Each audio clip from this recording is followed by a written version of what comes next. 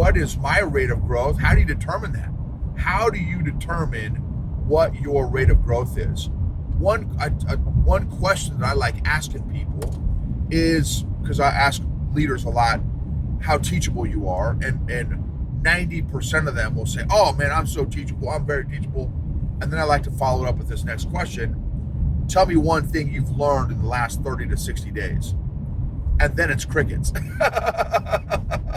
Because most of them can't think of something. And then I'll ask them another question. What are 3 questions you've asked somebody that you respect in the last 30 to 60 days? 3 questions. Most of them can't think of one question they've asked anybody recently.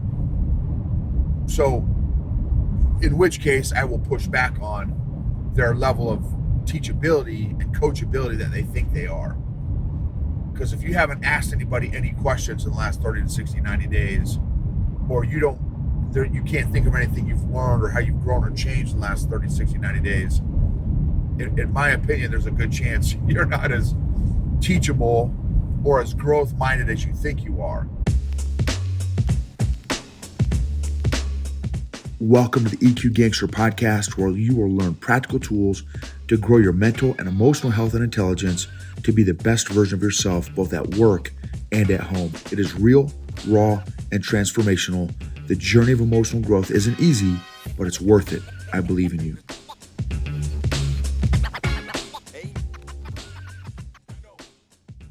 EQ Gangsters, what's up?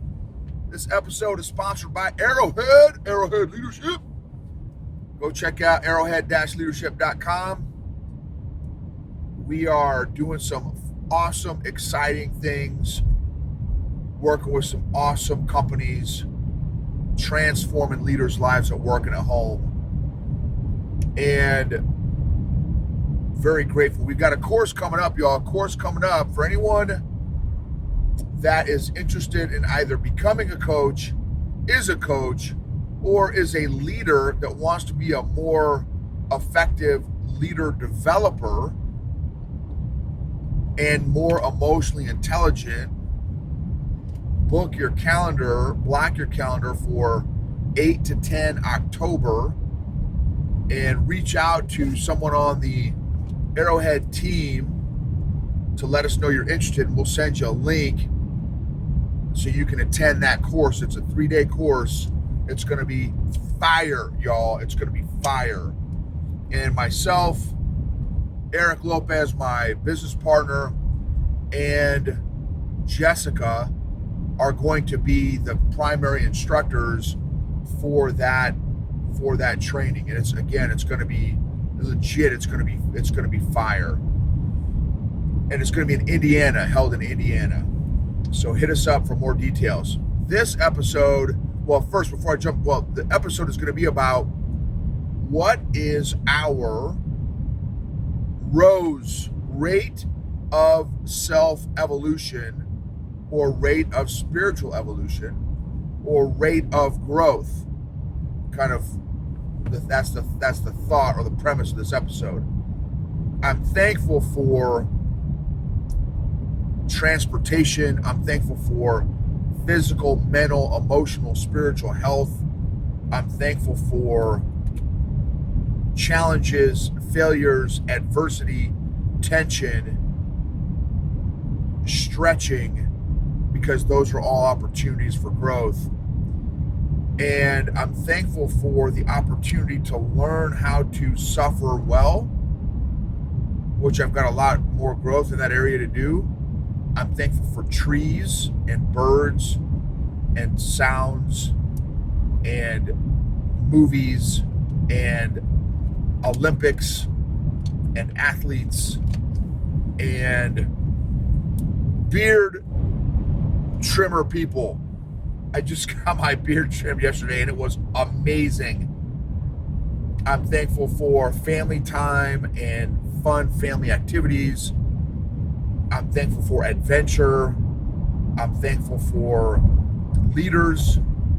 I'm thankful for our country and freedom and flexibility. I'm thankful for the opportunity to experience different emotions. And I'm thankful for learning.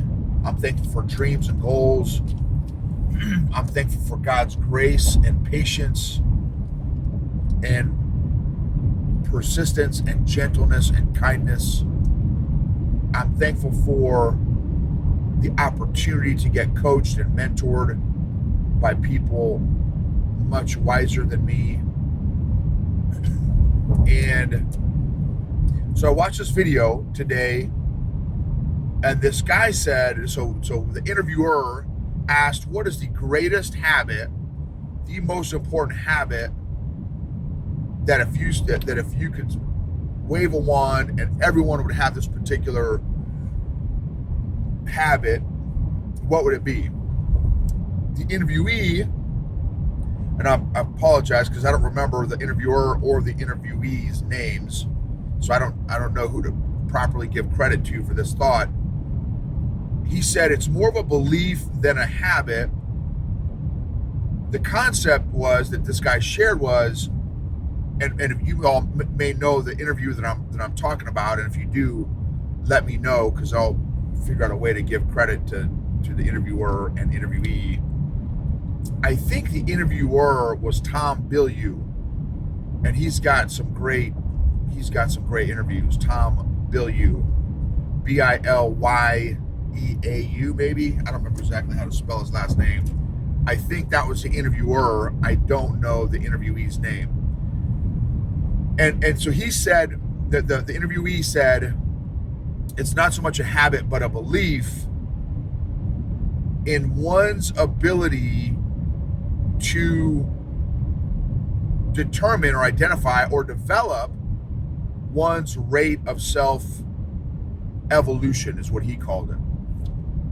So, rate of growth. What is our ability? What is our ability to increase our rate of growth, the speed at which we change and grow?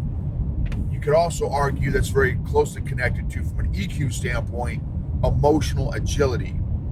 Emotional agility, I would argue, would affect or is somehow related to one's ability to grow. Maybe not, but I've got to chew on that a little bit more.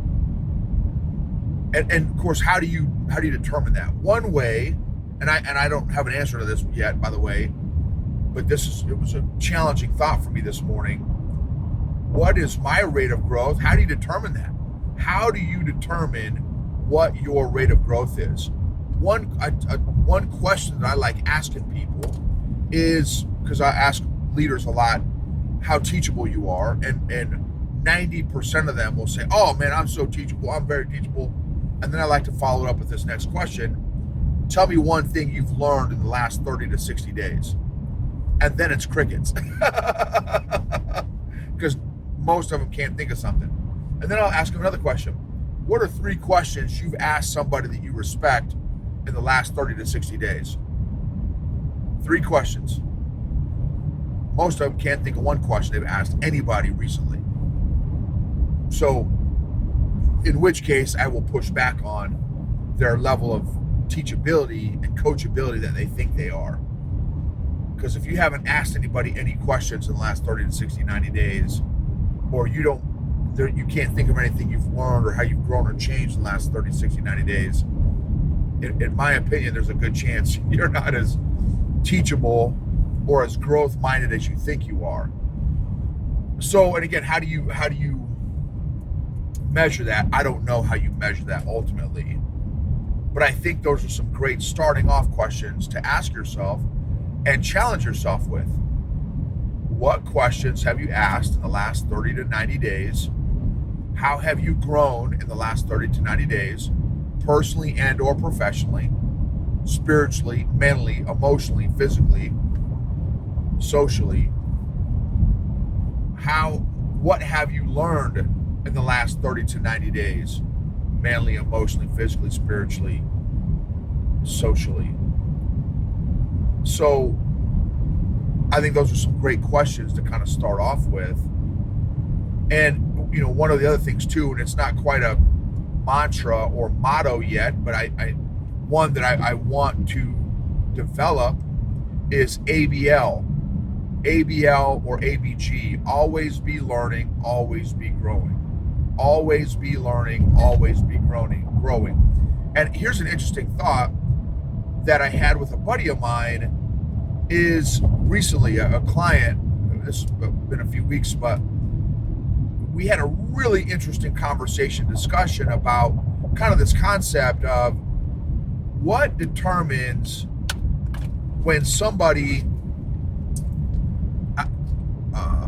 how much somebody is learning, right? How often is your learning brain activated? Is it activated for 5 minutes a day, 30 minutes a day, an hour a day, 24 hours a day? How can you increase your brain's window of learning and attention span towards learning and mental state towards learning? And here's an example. It's not a direct correlation, but just get the concept. So I've got a friend of mine who played in the NFL, a couple of buddies of mine who played in the NFL, and he was a quarterback, kind of a backup quarterback. He played for a number of Dallas and Steelers and I think Arizona. He played for a few different NFL teams. And I told him, I said, man, I'd love to watch a football game with you. And he said, how come? I said, well, for me, I watch a football game, and I said, you and I can watch the same football game and probably have two very, very, very different experiences, right? Think about, the most elite level quarterback watching a football game, what are the things he's noticing versus a guy who played high school football? What am I going to notice? It's like UFC, being an 8-year jiu-jitsu guy, someone who doesn't do jiu-jitsu, and the fight goes to the ground, or even some of their stand-up stuff, like, some of the takedowns and stuff. I wasn't a wrestler, but in jiu-jitsu, we do a little bit of, single legs, double legs, that kind of thing. Some takedown stuff.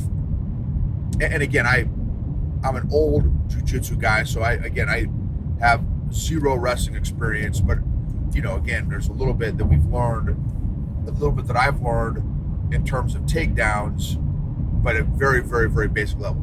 Point is, 8-year jiu-jitsu guy, when I'm watching a UFC fight versus someone who doesn't do any martial arts, I am noticing very, very different things when the fight goes to the ground, when they're starting to do jiu-jitsu stuff, than somebody who thinks, oh man, they're just, what are they doing on the ground, right? There's not a whole lot of stuff, it seems like, that's happening on the ground. Well, me, 8-year jiu-jitsu guy, I'm picking up a lot of the nuances that are going on versus the guy who's never trained. That guy who's played quarterback in the NFL at the highest level, he's seeing the amount of nuances and details that he is picking up is exponential compared to what I'm seeing. And so how can we get our brains in tune to picking up some of those more nuances of life, of relationships, of our spiritual walk, of our relationships, of ourselves? What are those? How can we do that? How can we become better learners? How can we ultimately increase our rate of growth in our own life, in the areas of life that we deem important? Here's another video clip I saw today that was very convicting. The speaker, and again, I apologize, I don't know the guy's name, so I can't give him credit, but he said he was doing this big keynote presentation. He asked the audience, this was no joke, how many of you would want your kid to be the exact adult you are right now? If your kid were to adopt all of your habits, all of your behaviors, all of your thought process, all of your mindset, all of your relationship with the Lord, all of your physical, mental, emotional, spiritual behaviors, would you be happy for your kid? right? That's no joke, man. That's a great thought. In some of those, yeah, absolutely. It'd be awesome. In some areas, no. I'm still working through my food addiction. I'm still working through my sugar addiction. I'm still working on my people-pleasing addiction. So there's still a number of areas that I'm working on that I hope she does way better than me in a lot of these areas. It was a very convicting thought. So, and here's another one that I think about a lot too is, what is our kid, our world changer, learning from us by her observation, not by what we're like teaching her, so to speak, right? Because I would argue that more is caught than taught. So what is she learning by watching my behavior, my wife's behavior? What is she learning? Is she learning how to be a world-class 5-talent steward of resources that God has given us? Or is she not learning that, right? What is she learning if all she was learning was from watching our behaviors? Super convicting thoughts and questions. So again, back to how can we maximize our rate of growth, our rate of learning, our rate of self-improvement, our rate of self-evolution, like that guy said. And for me, that has to include, well, and I would argue what would be the superpower of the rate of growth and rate of learning is my relationship with the Lord and my time in God's word, my time in prayer.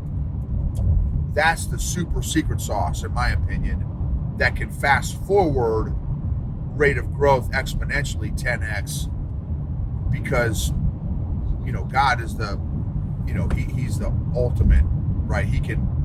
That's why I literally pray for knowledge, understanding, and wisdom every single day. The wisest person that's ever lived, well, two of them, right? Jesus, of course, but then Solomon, God gave him one wish, literally kind of genie in a bottle type stuff. If you could ask for one thing from the creator of the universe, what would it be? And Solomon asked for wisdom. And God was like, dude, you could have asked for, Mercedes-Benz or a Humvee or a, super dope AR platform or, some cool Apple laptop or something. But he didn't. He asked for wisdom. And as a result, became one of the wealthiest people who's ever lived in the history of mankind. And so, and that's not, I don't want wisdom for wealth. I'm not opposed to that. But for me, because I work with leaders and we've got a kid, I want wisdom so that I can impact those around me in a positive way and an impactful, life transforming way. So anyway, just some really interesting thoughts I wanted to share with you all. Think about it, pray about it. If you have insights, please don't hesitate to share with me. Thank you for being on this journey. Your emotional freedom is worth the emotional heavy lifting that's got to happen to become the best version of who you are. Develop, create, and maintain a consistent, regular emotional fitness program. Thank you again for subscribing, sharing, rating, reviewing. Super grateful for all of you in this journey, being able to do this and grow together.